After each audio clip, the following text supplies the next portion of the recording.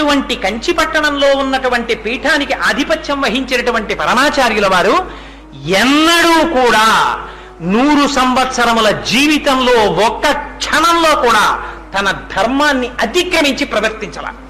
తాను సన్యాసిగా ఉన్నారు కనుక సన్యాసి ధర్మాన్నే పాటించేవారు. తప్పితే మిన్ను విరిగి మీద పడిపోనివ్వండి. వైద్యులు వచ్చి చూశారు ఆయన శరీరాన్ని. చూసి అంతా చెక్ చేసిన తరువాత ఆ పీఠం వారి వంక చూసి చెప్పబోతున్నారు.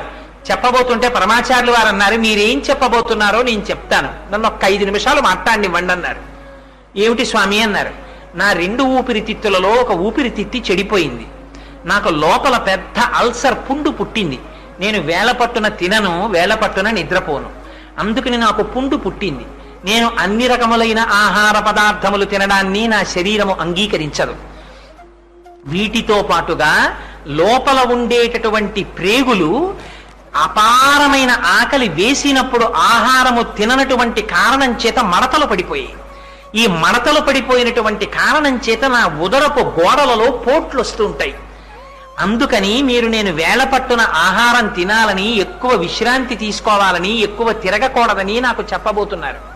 కానీ అలా చెప్పడానికని ప్రయత్నం చేస్తున్నటువంటి మీకు నా ధన్యవాదాలు. కానీ నేను సన్యాసిని, నేను కాషాయం కట్టుకున్నవాణ్ణి. నాకు ఈ శరీరం గురించి తాపత్రయం లేదు. ఇది పడిపోవచ్చు కాక, లోపల ఉన్న ఆత్మ నేను. అందుచేత దీని గురించి నేనే వెంపర్లాడిన నాడు, దీని సుఖాన్ని కోరుకున్న నాడు ఇంకా నేను సన్యాసినేమిటి? దీని సుఖంతో నాకు ప్రమేయం లేదు. అందుచేత మీరు చెప్పిన నియమాలు నాకు వర్తించవు. వేళపట్టున నిద్రపోవడం, ఎక్కువ నిద్రపోతూ ఉండడం, తక్కువ మంచి ఆహారం తీసుకోవడం, మందులు వేసుకోవడం, వీటితో నాకు నిమిత్తం లేదు.